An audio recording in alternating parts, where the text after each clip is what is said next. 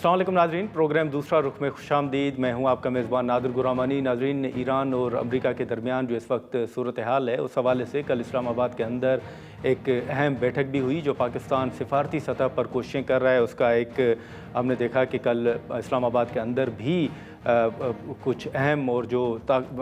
Strong अगर images कहें तो वो भी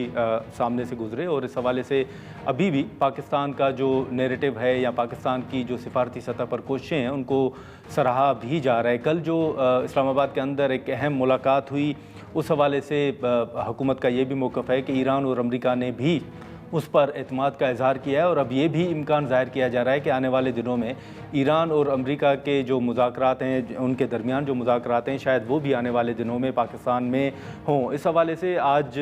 जो कल एक अहम मुलाकात हुई, उस मुलाकात के बाद आज ऐवान सदर में भी एक अहम बैठक हुई है। वज़ीर आज़म, नायब वज़ीर आज़म ने सदर ममलकत से मुलाकात की है, और जो कल मुज़ाकरात हुए, जो बातचीत हुई, उस हवाले से ज़राए के मुताबिक उस पर गुफ्तगू की गई है। अब कुछ देर कबल जो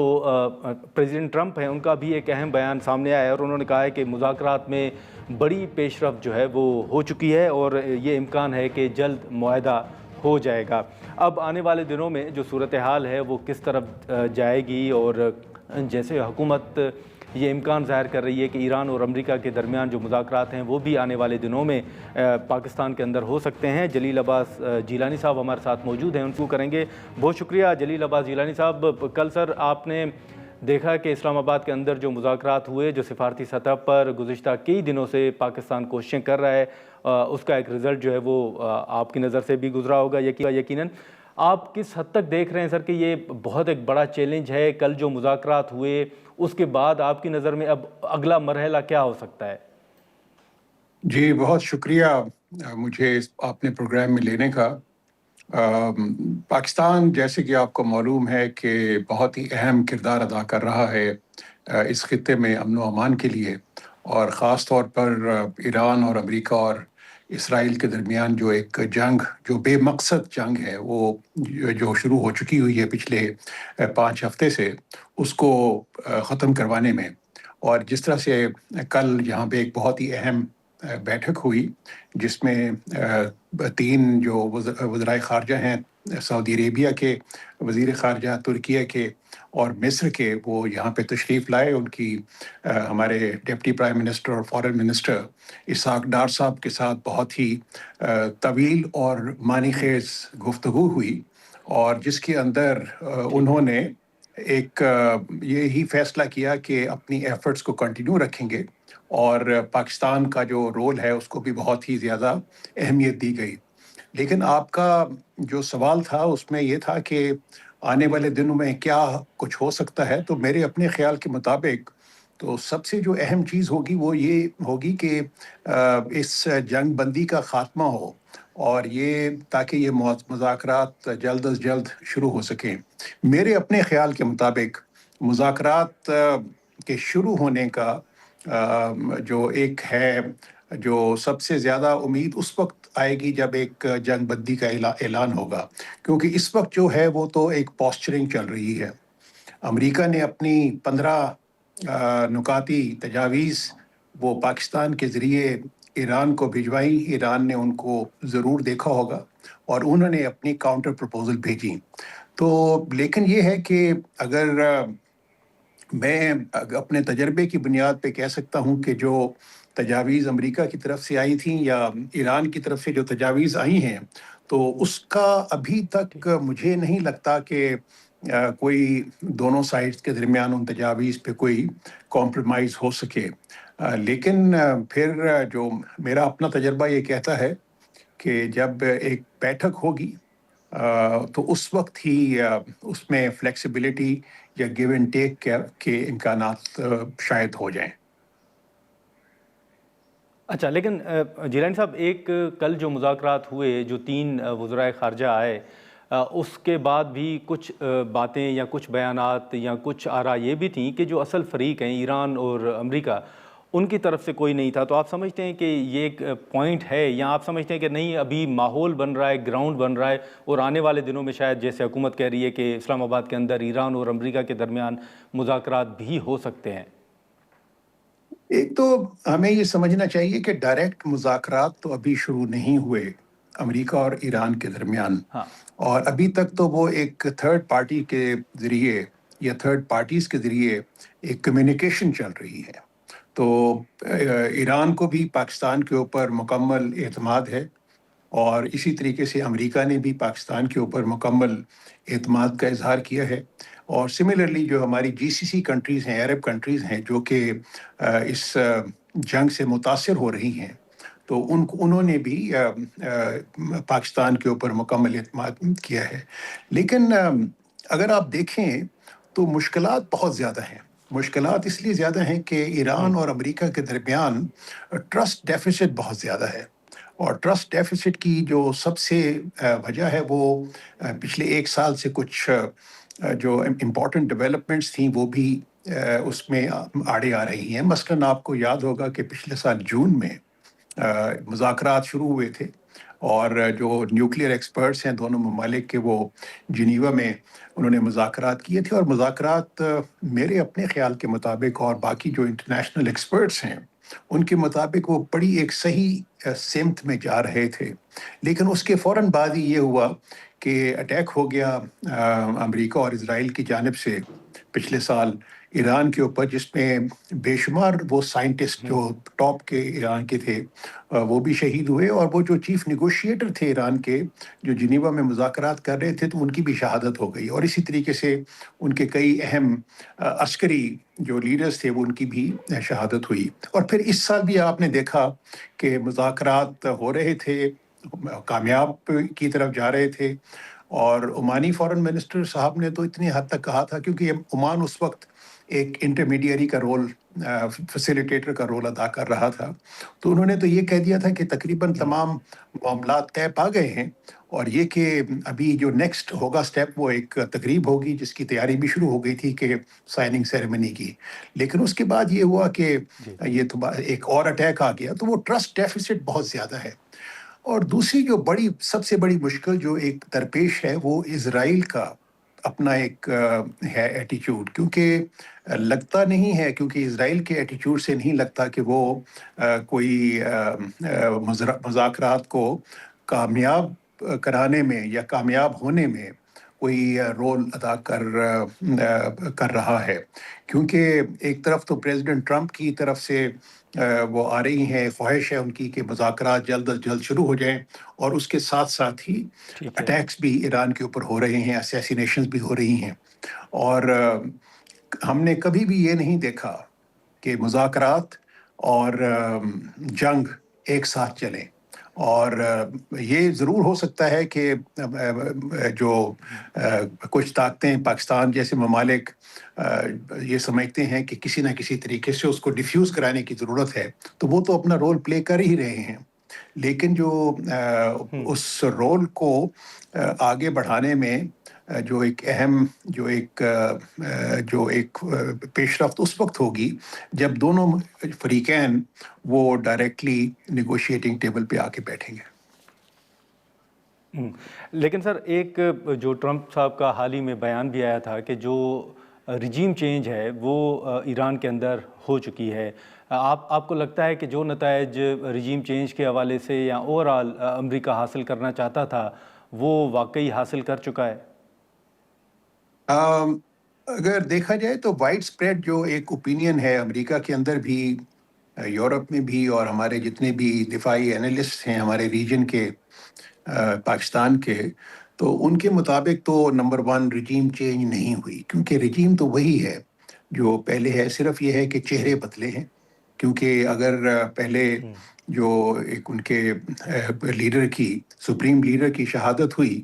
تو وہ فوراً ریپلیس ہو گئے، اسی طریقے سے اگر وہاں پہ ایک سسٹم ہے، وہاں پہ ایک کونسل ہے، تو انہوں نے اپنے ایک اتفاق رائے سے انہوں نے جو نئی ایک لیڈرشپ کو ڈومینیٹ کیا، نئی دفاعی بھی اور سیاسی لیڈرشپ کو، تو وہ تو وہی پہ ہی ہے۔ دوسرا جہاں تک کہ جنگ جیتنے کا تعلق ہے، تو کون جیتا تو وہ ایک ابھی تک تو وہ اس کا فیصلہ نہیں ہوا، کیونکہ جنگ ابھی جاری ہے، اور اگر تو یہ دیکھا جائے کہ کیا کوئی بھی پارٹی اپنے آبجیکٹیوز اچیو کر سکی ہے، تو اس وقت تک تو وہ کہنا بہت مشکل ہوگا، کیونکہ ابھی جنگ جاری ہے۔ میرا اپنا ایک وائڈ اسپریڈ پرسیپشن یہ ہے کہ اس میں ابھی تک کسی کی جیت یا ہار نہیں ہوئی۔ لیکن جیلانی صاحب، ایک بیان پریزیڈنٹ ٹرمپ کا یہ بھی تھا، اگر آپ کی نظر سے بھی گزرا ہو، اور انہوں نے کہا کہ ایران کے اندر ایک طاقتور لیڈر کے ساتھ ہماری بات چیت جاری ہے، اور آج بھی انہوں نے اسی طرح کا ایک بیان دیا ہے۔ یہ جو طاقتور لیڈر کے ساتھ مذاکرات کے حوالے سے پریزیڈنٹ ٹرمپ کے بیانات ہیں، آپ کی نظر میں یہ کس کی طرف اشارہ کر رہے ہیں وہاں پر؟ کیونکہ ان سے سوال ہوا تھا کہ کیا آپ سپریم لیڈر کی بات کر رہے ہیں، تو انہوں نے کہا کہ نہیں، کوئی دوسرے شخص ہے۔ اگر تو وہ کوئی انڈائریکٹ بات چیت ہو رہی ہے تھرو انٹرمیڈیری، تو میرا تو اپنا خیال ہے کہ اس وقت تو انٹرمیڈیری کا رول پاکستان ہی ادا کر رہا ہے، اور ہماری تو نظر میں ابھی کوئی ایسی چیز نہیں ہے کہ ڈائریکٹ نیگوسیشنز کو چل رہی ہوں ایران اور امریکہ کے درمیان، اور اگر کوئی ہیں تو اس کا اچھا، لیکن یہ لازمی طور پہ مجھے اس کا علم نہیں ہے۔ ٹھیک ہے، لیکن جیلانی صاحب، یہ تو چلے امریکہ اور ایران کے ساتھ ہمارے اچھے تعلقات ہیں، بڑے قریبی تعلقات ہیں، لیکن آپ کی نظر میں جیسے جن شرائط کا آپ نے بھی ذکر کیا، آپ کی نظر میں یہ پاکستان کے لیے کس حد تک ممکن ہوگا کہ وہ ایران سے بات چیت کرے، اور کچھ جیسے لین دین ہوئی، گیو اینڈ ٹیک ہوا، یا فلیکسیبلٹی شو کروانے کے حوالے سے ایران کو قائل کر سکیں گے، یا کس حد تک ہمارے لیے ممکن ہوگا کہ ہم امریکہ کو قائل کر سکیں کچھ نکات سے پیچھے ہٹنے کے لیے؟ یہ میرے اپنے خیال کے مطابق تو وہ جہاں تک ایران کا تعلق ہے، وہ بھی چاہیں گے کہ جنگ خاتمہ ہو اور امن و امان قائم ہو، خطہ سٹیبل ہو جائے، ایران کے اوپر جو سینکشنز ہیں وہ ہٹ جائیں، جو کہ تاکہ وہاں کے لوگوں کی جو ایک ہے جو معاشی حالت بھی بہتر ہو اور ایک سٹیبلٹی بھی آئے۔ اسی طریقے سے میرے اپنے خیال کے مطابق امریکہ بھی، وہاں پر بھی پریشر بہت زیادہ ہے، وہاں پر بھی معاشی مشکلات بہت زیادہ بڑھ گئی ہیں، وہاں پر بھی جو ان کی لازمی طور پہ عسکری مشکلات بھی بڑھی ہوں گی ضرور اس جنگ کی وجہ سے، اور کیونکہ یہ پہلے تو ان کا یہ خیال تھا کہ شاید جنگ 2-4 دنوں میں ختم ہو جائے گی اور وہ اپنے آبجیکٹیوز اچیو کر لیں گے، لیکن ابھی جنگ کا خاتمے کا ابھی فی الحال تو کوئی امکان نظر نہیں آ رہا، اور جو جس قسم کی ریزیلینس ایران نے شو کی ہے، یا جس قسم کی وہ وہاں پر انہوں نے اپنی عسکری قوت کا مظاہرہ کیا ہے، وہ بھی بہت ہی انپریسیڈنٹڈ تھی، اور وہ بھی کوئی بھی اس کو نہیں کر سکا، فورکاسٹ کر رہا تھا پہلے، ہر کسی نے انڈر ایسٹیمیٹ کیا ایران کی اسٹرینتھ کو، اور پھر اسی طریقے سے امریکہ کے اندر بھی مظاہرے شروع ہو گئے ہیں اس جنگ کے خلاف، اور وہاں پہ جتنے بھی لوگ ہیں، سیاسی اکابر ہیں یا باقی ایون ڈیفینس سائڈ کے لوگ ہیں اور سینئر لوگ، وہ بھی یہی کہہ رہے ہیں کہ جی آپ اس جنگ کو جلد از جلد خاتمے کی طرف لے جانا چاہیے۔ اب یہ تمام ان دونوں چیزوں کے باوجود کہ دونوں ممالک کی خواہش ہے، اصل مسئلہ تو میرا خیال میں اسرائیل کا ہوگا، کیونکہ اسرائیل کو ریسٹرین کرنے کی بہت زیادہ ضرورت ہے، کیونکہ اسرائیل کو لگتا ہے کہ ان کے منہ کو خون لگ چکا ہے، اور جس طریقے سے انہوں نے غزہ میں کیا، اور وہاں پہ انہوں نے کچھ 70,000 سے زیادہ عورتوں، مردوں، بچوں کو شہید کیا، تو ان کا یہ خیال ہے کہ شاید وہ اسی طریقے سے وہ اٹیک کر کے وہ شاید سبڈیو کر سکیں ایران کو، لیکن مجھے یہ ممکن نظر نہیں آتا کہ وہ اپنے مقاصد میں کامیاب ہو سکے۔ چلے ٹھیک ہے، جلیل عباس جیلانی صاحب، بہت شکریہ آپ کا وقت نکالنے کا سر، تھینک یو مچ۔ ناظرین، جلیل عباس جیلانی صاحب کی گفتگو آپ نے سنی۔ اب جیسے پاکستان یہ امکان ظاہر کر رہا ہے کہ آنے والے دنوں میں ایران اور امریکہ کے درمیان مذاکرات بھی شاید پاکستان کے اندر ہوں، بہرحال اس وقت جو سفارتی سطح پر کوششیں ہیں اس سارے معاملے کے حل کے لیے، پاکستان کی ان کوششوں کو سراہا جا رہا ہے، اور کل اسحاق ڈار صاحب جو ہیں وہ چائنا بھی جا رہے ہیں۔ یہاں پر ایک مختصر سا بریک لیں گے، اور بریک کے بعد جو حکومت اس وقت صورتحال ہے اس تناظر میں جو فیصلے کر رہی ہے اور جو ریلیف کے حوالے سے بات چیت ہو رہی ہے اس پر ہم گفتگو کریں گے، اور سینیٹر عفنان اللہ خان صاحب ہمیں جوائن کریں گے۔ پروگرام میں ایک بار پھر خوش آمدید ناظرین۔ اب ہم ذکر کریں گے جو ماڈل کورٹ کا ایک فیصلہ آیا ہے امیر رباب چانڈیو کے والد، چچا اور دادا کا قتل آج سے 8 سال قبل ہوا، اور اس میں پیپلز پارٹی کے 2 MP سمیت مجموعی طور پر 8 جو ملزمان ہیں ان کو نامزد کیا گیا تھا، اور عدالت نے آج ان 2 MPs سمیت جو 8 ملزمان ہیں ان کو بری کر دیا ہے۔ اس حوالے سے امیر رباب چانڈیو کا جو موقف سامنے آ رہا ہے کہ وہ یہ کیس ہائی کورٹ میں چیلنج کریں گے، لیکن یہ جو نامزد ملزمان ہیں یہ جب بری ہو کر اپنے علاقوں میں پہنچے تو وہاں پر سوشل میڈیا پر جو ان کے حامی ہیں ان کی جانب سے کچھ ویڈیوز جو ہیں وہ بھی اپلوڈ کیے ہیں، اور اس میں دیکھا جا سکتا ہے کہ جدید ہتھیاروں سے فائرنگ بھی کی جا رہی ہے۔ جب یہ جو بری ہونے والے ملزمان ہیں یہ جب وہاں پر اپنے علاقوں میں پہنچے تو وہاں پہ کیا مناظر تھے، اور فائرنگ کی جو ویڈیوز ہیں وہ ایک کلپ ہم آپ کو دکھا دیتے ہیں۔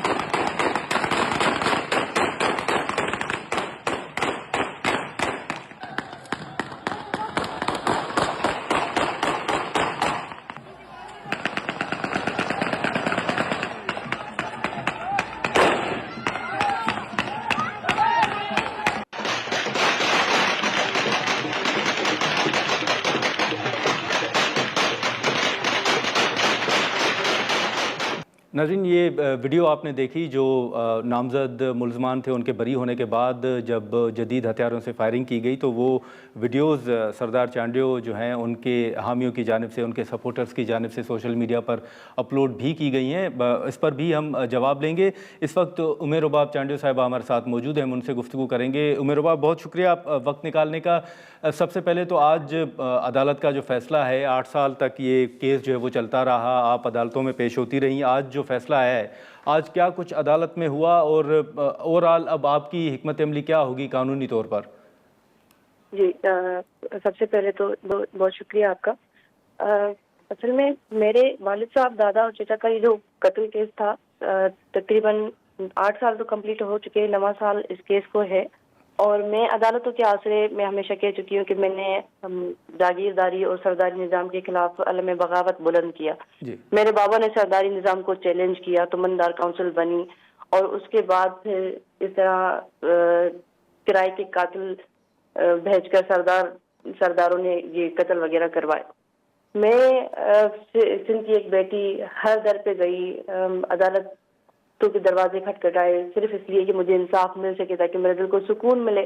اور سرداری اور جاگیرداری نظام کا خاتمہ ہو سکے۔ مگر آج جو یہ فیصلہ آیا یہ ایک مایوس کن فیصلہ ہے۔ وہ الگ بات ہے کہ میں مایوس نہیں ہوں، میرے حوصلے بلند ہیں، میرے حوصلے پست نہیں ہوئے۔ انشاءاللہ میں اس کیس کو، اس فیصلے کو چیلنج لازمی کروں گی، میں ہائی کورٹ تک جاؤں گی، سپریم کورٹ تک جاؤں گی، انصاف جو کہ میرا حق ہے انشاءاللہ میں چھین کے بھی لوں گی۔ مگر یہ نظام آپ دیکھیے کہ کہاں پہ کھڑا ہوا ہے، یہ بڑی مایوسی پھیل چکی ہے ہر ایک مظلوم شخص میں، مظلوم طبقے میں، کیونکہ میں سمجھتی ہوں کہ یہ کیس میرے گھر تک محدود نہیں تھا، یہ کیس ہر اس مظلوم کا ہے جو سرداری نظام کا شکار ہے۔ آج میں جب نکلی، پہلے میں اکیلی نکلی سرداری نظام کے خلاف، وہ ایک گروپ تیار ہو گیا سرداروں کے خلاف، اس کی وجہ کہ سندھ میں ہر دوسرا شخص اس نظام کا وکٹم رہا ہے۔ تو میں سمجھتی ہوں کہ اس طرح کے فیصلے آنا، آپ نے دیکھا ہوگا کہ 2 دن پہلے سیکیورٹی جو ہے اتنی زیادہ تعینات کی گئی، کرفیو والا نظام دکھایا گیا۔ اگر اس طرح سرداروں اور وڈیروں کو ریاست جو ہے وہ تسلیم کرے گی، اس طرح ریاست سرداروں اور وڈیروں کو پروٹیکٹ کرے گی، تو کون عدالتوں میں جائے گا؟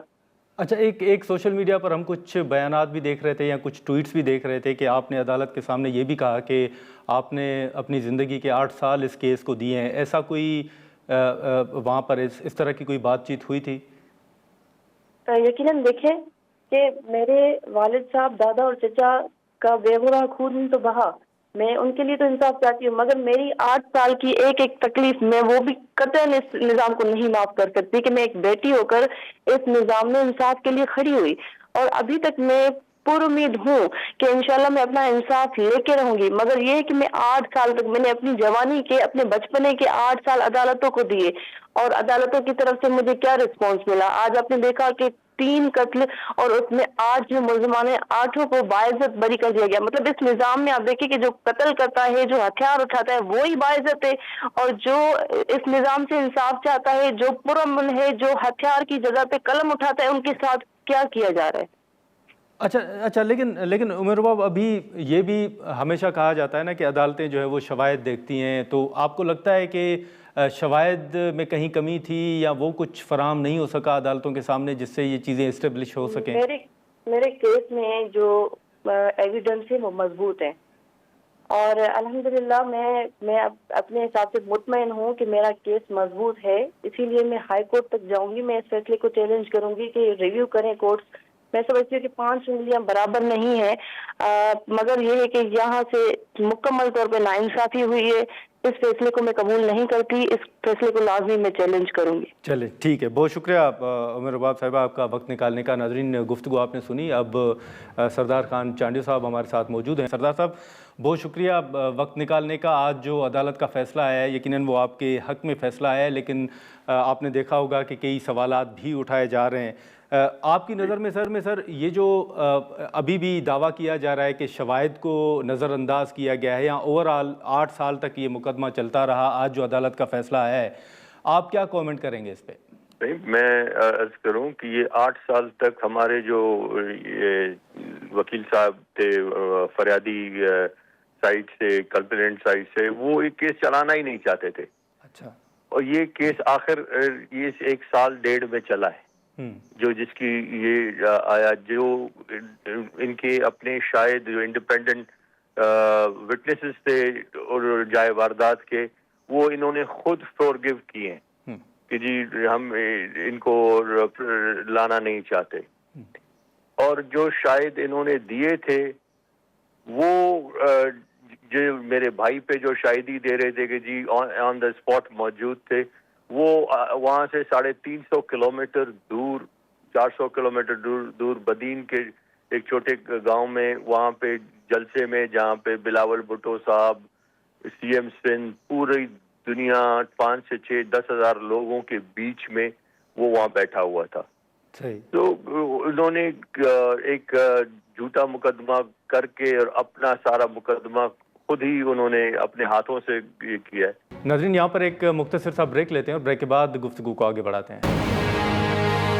پروگرام میں ایک بار پھر خوش آمدید. سردار صاحب, یہ آپ کے بھی علم میں ہوگا کہ جب یہ کیس چل رہا تھا اس وقت بھی آپ کے کچھ مخالفین اور باقی جو لوگ ہیں ان کی جانب سے ایک تنقید جو ہے وہ سرداری نظام کے حوالے سے بھی کی جا رہی تھی. یہ بھی کہا جا رہا تھا کہ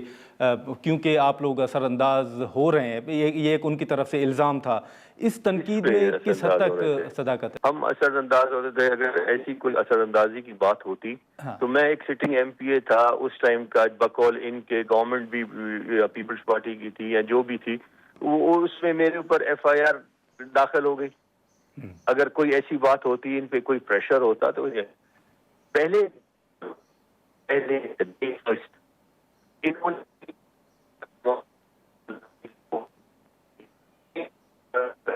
سردار صاحب آپ کی آواز سر دوبارہ کٹ رہی ہے, لیکن میں ایک اور سوال سر کر لوں اگر آپ کے سامنے رکھوں, وہ یہ کہ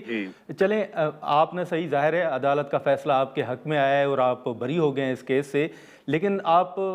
ایک ایم پی اے بھی ہیں اور قانون ساز اسمبلی کے آپ رکن بھی ہیں. یہ جو ایک انصاف کے حصول کے حوالے سے ہمیشہ تنقید ہوتی ہے سر, 8 سال تک ایک مقدمہ چلتا ہے اور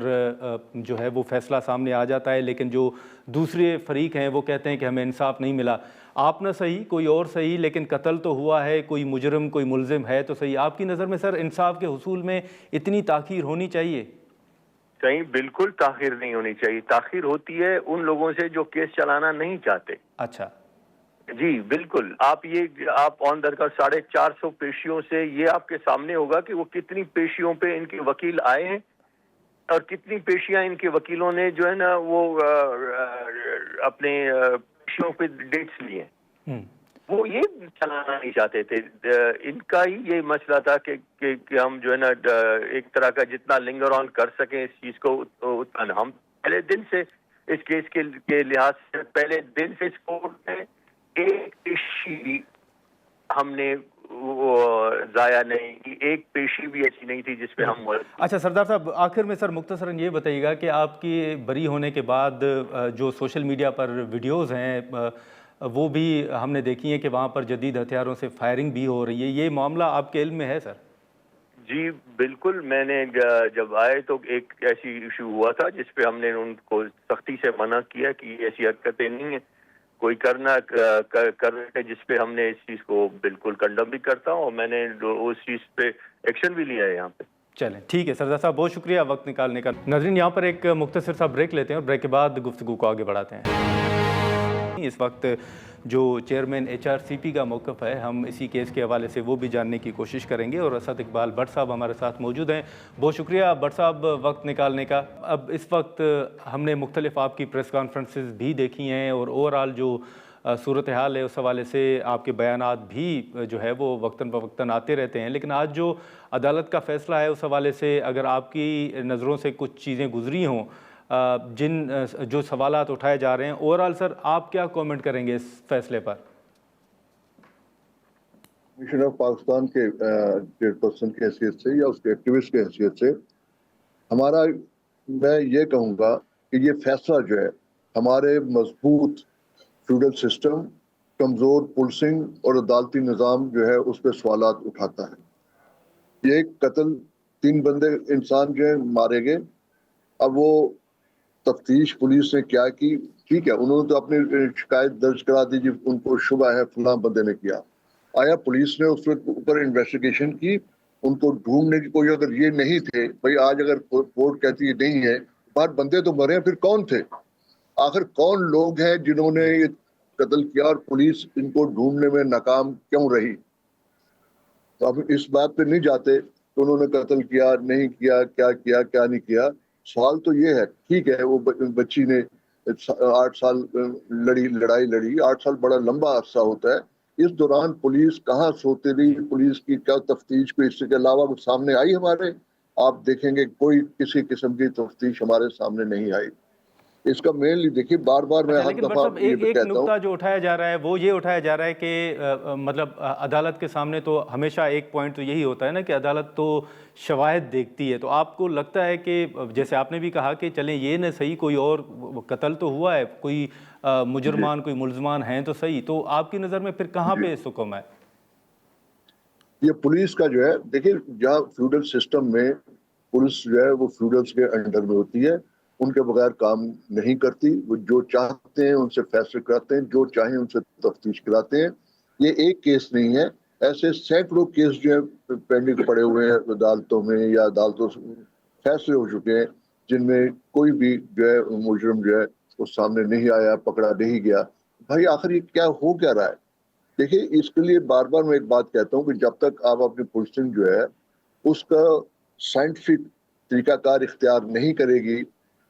تفتیش کے لیے تحقیقات کے لیے ان کی ایسی ٹریننگ نہیں ہوگی, تو یہ مسائل حل نہیں ہوں گے, یہ اسی طرح ہوتا رہے گا, لوگ مرتے رہیں گے اور ان کے اسی طرح کے فیصلے ہمارے سامنے آتے رہیں گے. اب اس بچی کا کیا قصور ہے جو 8 سال, دیکھیں یہ بڑا لمبا ہوتا ہے بھائی, اگر کوئی ایسا تھا سمجھتے تھے نہیں تھا تو شاید 8 سال آپ کو لگ گئے کوئی شواہد اکٹھے کرنے میں, یا 8 سال آپ کو لگ گئے شواہد کو سننے میں, 500 پیشیاں ہوئی. یار خدا کا خوف کرے عدالتیں بھی کہ آپ اتنا لمبا کر رہے ہیں, اگر یہ کوئی بوڑھا آدمی میری ایج کا بندہ کر رہا ہوتا تو وہ تو ویسے مر چکا ہوتا عدالتی فیصلہ آنے سے پہلے ہی. تو یہ جو ینگ تھی وہ لڑی, وہ 8 سال کتنی لمبا عرصہ اس نے اپنی زندگی کا اس میں گزارا. یہ ساری چیزیں جو ہیں یہ میٹر کرتی ہیں, اور یہ انسانی حقوق کی کھلی وائلیشن ہے کہ آپ لوگوں کو انصاف نہیں دے پا رہے, آپ تفتیش صحیح طریقے سے نہیں کر پا رہے, آپ اپنے کام کو صحیح طریقے سے سائنٹیفک طریقے سے انجام نہیں دے رہے, اس لیے ساری صورتحال پیش آ رہی ہے.